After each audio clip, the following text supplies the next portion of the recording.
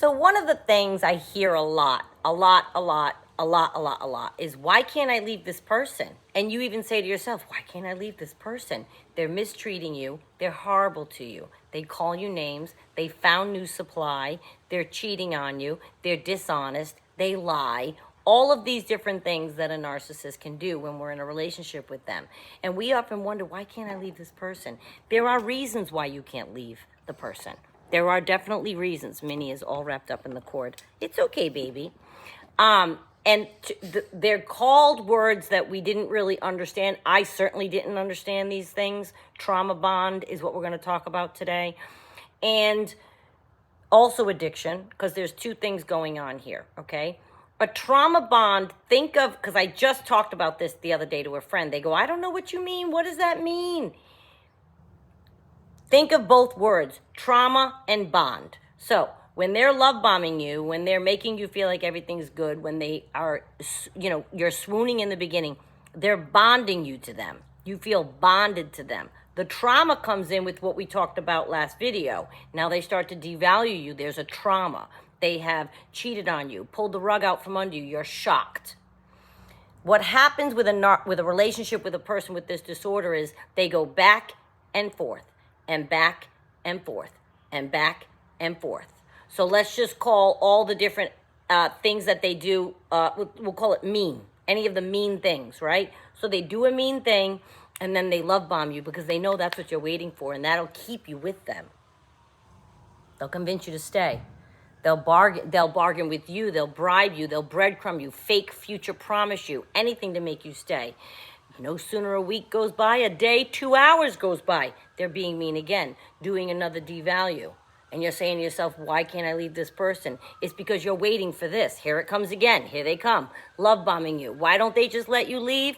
Because you're their safe haven. Maybe you're their base of operation. Maybe you're their spouse. Right? My narcissist had a base of operation from which he operated, and he would go on trips without his wife. He would go and find people. He would do his own life separate from his wife, but his wife was holding down the kids, the house. Okay, so he didn't want to lose that. So what did he have to do? I can't imagine the amount of love bombing this woman heard for 15 years. Both wives heard for 15 years, and eventually they both dissipated because I think the narcissist. I think their path catches up to them, and that's why many of them end up alone, because people do catch on, or people find the strength to leave. I never tell anyone to leave, but if you are in the position where you're like, why can't I leave this person? I really want to. You're trauma bonded. You are trauma bonded. You're waiting for the next good. They just mistreated you. You're waiting for you're bonded. You can't wait for them to show you that love again, and you're addicted to all of it. And let me tell you what that means. I've made videos on addiction before.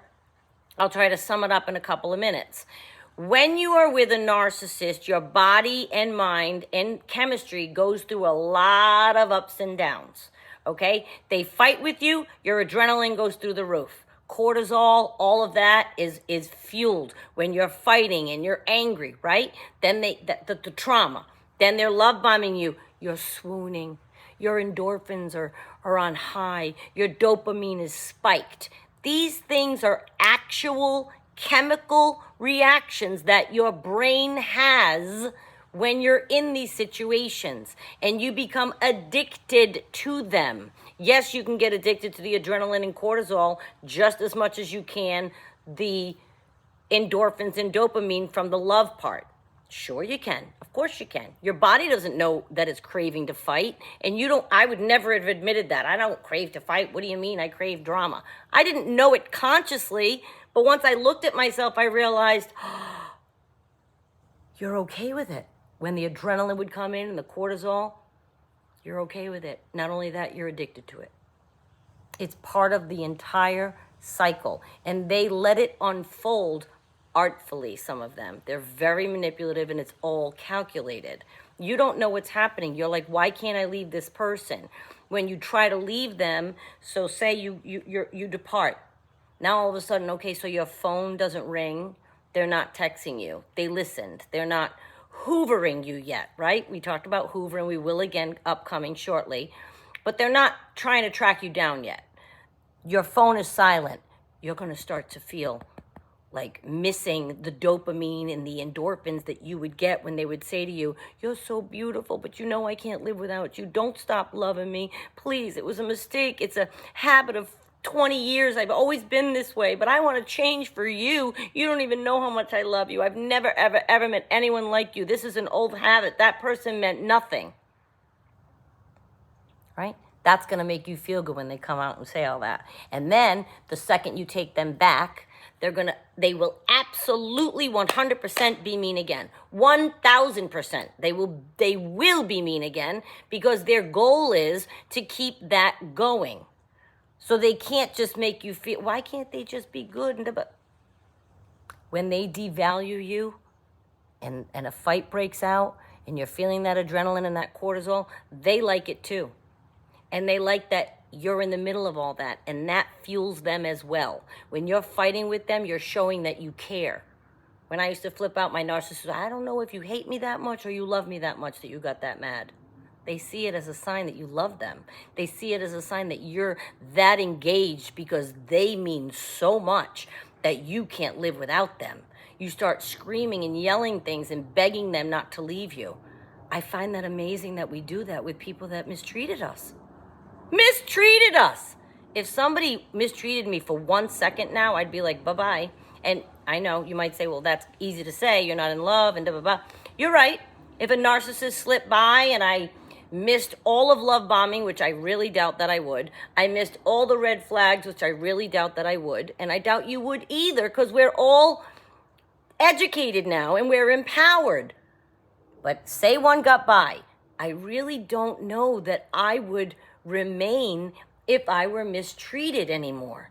I look back on any one of the many narcissists I've dated and the mistreatment that ensued, and I've thought about the first time, the second time, the third time. I don't think I would handle it the same way again. I don't think I would. I think I would say, wow, you're quite the narcissist. I would say it, and they say don't say that, but I would absolutely try to educate them on what's wrong with them. Which they don't care because they don't think there's anything wrong with them. You have to remember, a narcissist thinks they're entitled to behave any way that they want.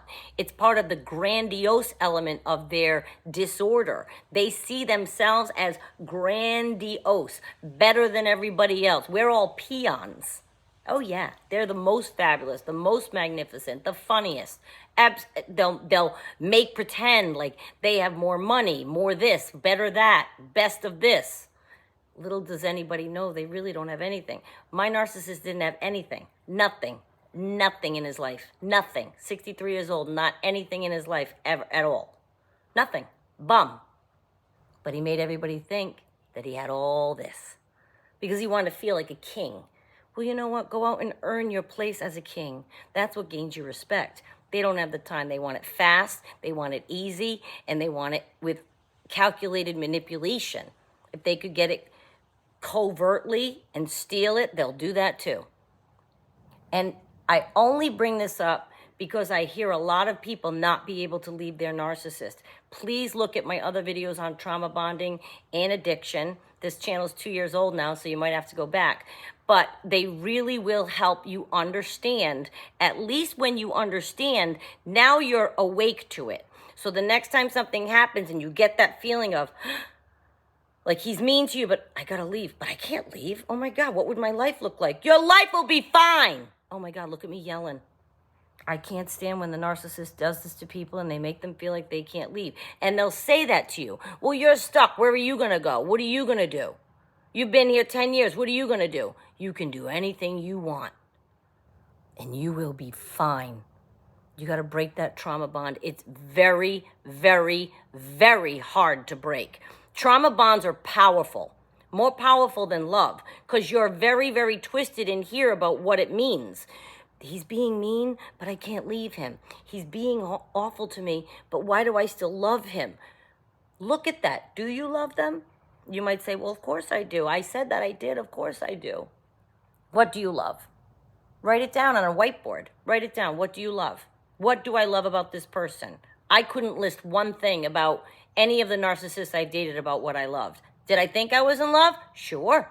Why? Because they said all the things in the beginning that made me think I found my Prince Charming. But you know you didn't find your Prince Charming now, because look how he's treating you. Prince Charming didn't go out and have a side chick on Cinderella. Yes, that's a fairy tale, but that's not that far from the truth. I know plenty of people where their Prince Charming doesn't have a fling on the side. Not everybody cheats. That old adage is not correct either. So I want you to protect yourself. I want you to look into these things and think about it next time you ask yourself, but it's impossible for me to leave. I venture to say you're stronger than you think. And I worry about you. So I want you to do what's best for you. And if you're being with somebody that mistreats you, in no way, shape, or form is that better for you. Thank you for watching, you guys. I'll see you next time.